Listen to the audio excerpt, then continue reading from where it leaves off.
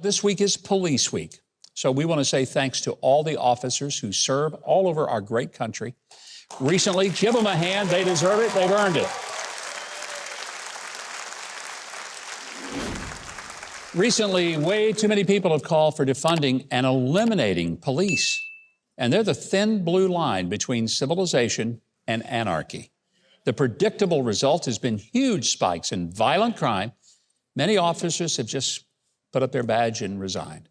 My next guest knows the dangers of police work on a personal level. He's a former officer and hostage negotiator, a speaker, best-selling author, and a minister to those in law enforcement. He's got a new book, and it's called Unconquered, 10 Principles to Overcome Adversity and Live Above Defeat. Would you please give a wonderful welcome in Law Enforcement Week, Adam Davis. Really great having you here, and the timeliness is perfect. Adam, you had some tough experiences as a kid, and it's in a way kind of surprising that you would ever end up on that side of the law. You know what? I think that for me, it was becoming somebody that I needed as a kid. And, you know, I always like to end my talks by saying, somewhere in your community, there's a little boy, a little girl hiding under a bed or in a closet, and they're praying for God to send them an angel and help them. The little bodies are hurting. God doesn't often send angels with wings, but he will send one with a badge and a uniform. And who's going to be the men and women to answer that call? And we need them today. Well, despite some very traumatic experiences that you had in childhood, molestation and things that would have destroyed most people, you've been able to build a life that is now helping others. What was the turning point for you? You know, in a long story put really short, I was sitting in a patrol car one Sunday morning when everybody else was in church. I was separated from my wife and kids. I'd come to the end of my rope and I wanted to end my life, and I pulled my weapon out, started to do that, and I paused and I called on God. And I grew up in church. We grew up a Pentecostal pastor, and we were in church 13 days a week. And there's some of our audience that knows what that's like. But just nothing quite like what happened this day when I cried out to God. I said, I need you, and I don't know where you're at if you can hear me, but if you can, you got a purpose for me. You can have my life and you can use it. And a perfect peace came over me, and I encountered a love that changed my life, and here we are today, 9 years later. Wow.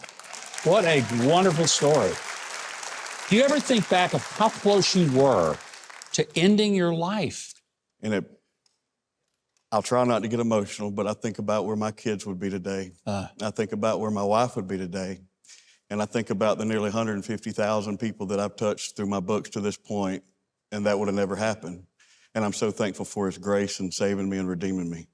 We're grateful too, because what you're doing to help police officers, I can't imagine being a cop. I don't know how you would put up with some of the stuff you have to put up with people back-talking you, cursing you, physically assaulting you. Yeah, I wanted to make a difference. I grew up, my dad's owned a business for 4 decades, and he had a lot of friends that were law enforcement. Most of them passed away now, but they were really good men, and I wanted to be like those men.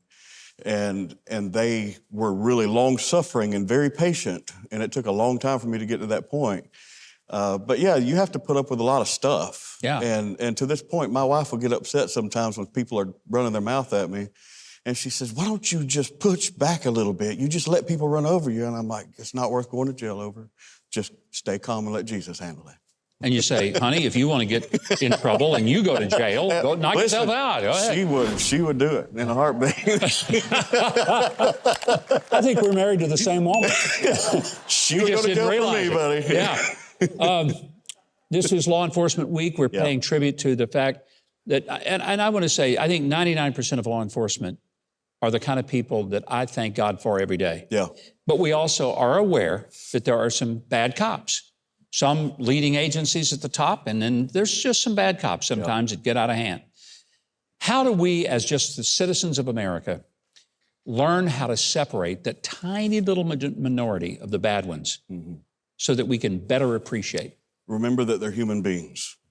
You see uniforms and you see patrol cars and you see the lights and all the things going on, and you see news stories about them in headlines.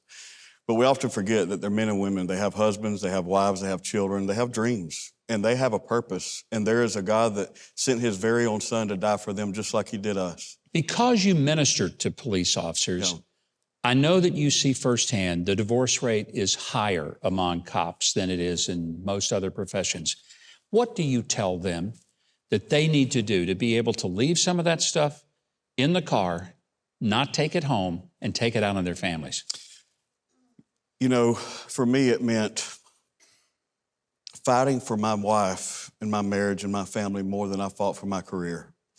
And so what I tell officers today is, you know, number one, just because you're a cop doesn't mean you're automatically going to get divorced. I remember the first sergeant I encountered, he had been on the force for a long time, and I was a rookie. I'd been on the job like 2 weeks, and he said, "Hey, where you headed?" I said, "I'm going to eat lunch with my wife." He said, "Oh, you're married?" I said, "Yeah." He said, "You're not a real cop until you've been married at least 3 times. And I'm like, "I can't afford that." He said, "We're just going to stick with the one I got." So I tell them, you know, number one, most of the time we're the problem. Look in the mirror, accept responsibility for your behavior and for your decisions. If you don't do that, those same challenges are going to face you in every other relationship you've got.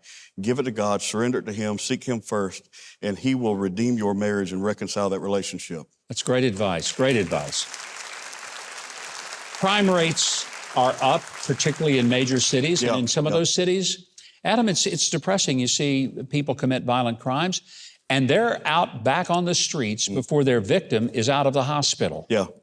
I mean, how do you police with any sense of confidence when you know that people that you arrest for doing something awful, they're going to be out on the street before you finish the paperwork? You know, we don't need a politician in a position of a prosecutor. We need people who are going to enforce the law and uphold the law and uphold the Constitution, and people that are going to have the backs of those men and women that put their lives on the line every single day for our community. Well, let's hope they do it. Adam Davis's book is called Unconquered, and I have a feeling that many of you, after hearing him, would like to have him come speak to your group, your church, your community. And if you want to learn how to connect with him and get his book, go to Huckabee.tv. We will connect you.